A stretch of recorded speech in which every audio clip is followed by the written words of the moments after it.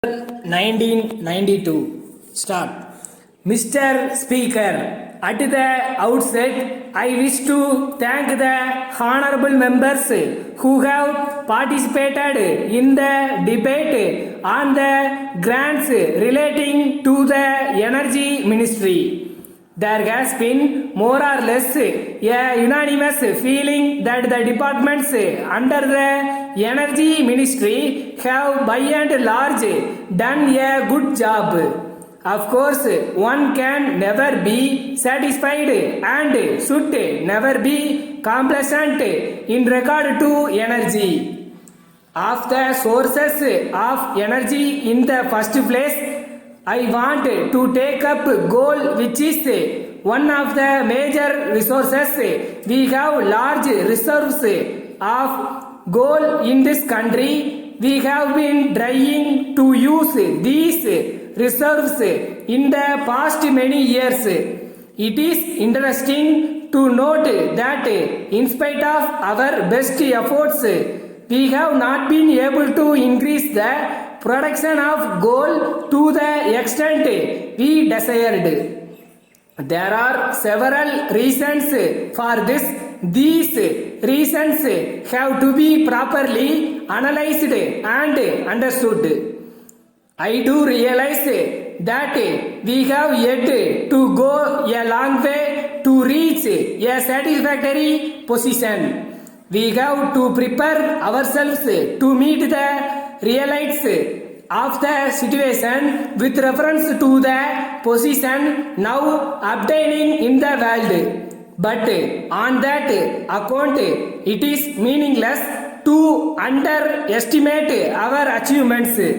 I only wish the honorable members to realize the fact that we had to undergo many trials and lessons even to reach the present level of achievements. Nevertheless, I take the criticisms of the members and their judgments as inducements to achieve far greater results for the good of the people. We have to take a comprehensive view of the whole matter. As we all know, coal is a very important resource.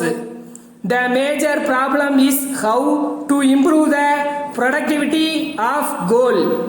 The responsibility of improving its productivity mainly rests on both the management and the workers. As a result of our continued best efforts, our relations with our workers have improved, and today the man days lost have come down to the lowest minimum. In the last 2 years, if we exclude the political strikes, there was hardly any strike due to any difference between the management and the workers. The whole sector, and for that matter all our major public undertakings, must hereafter become self-reliant, self-sufficient and be self-generating resources. Only then we will be able to spend more and more on welfare schemes to help the workers in these undertakings. I would like to submit that today, if the scientists and technologists in whom I have great confidence succeed in the utilization of solar energy, we will be able to solve the energy crisis of this country to an appreciable extent. We have already done this in remote areas like Rajasthan, where we have at present successfully established a big plant.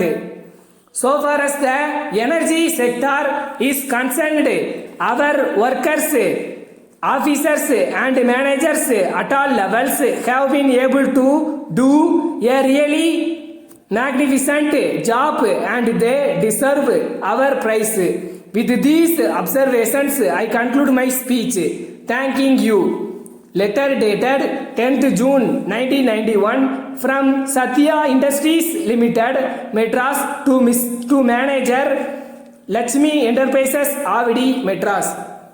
Dear Sir, we have great pleasure in bringing to your notice that we have recently opened a modern stationery section in our firm.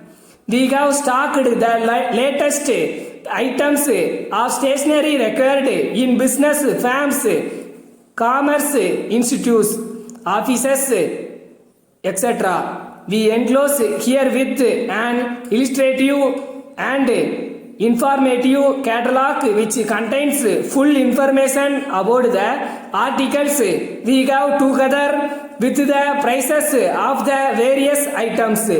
As you will find, all these are items required and used by officers every day. They are the best quality available.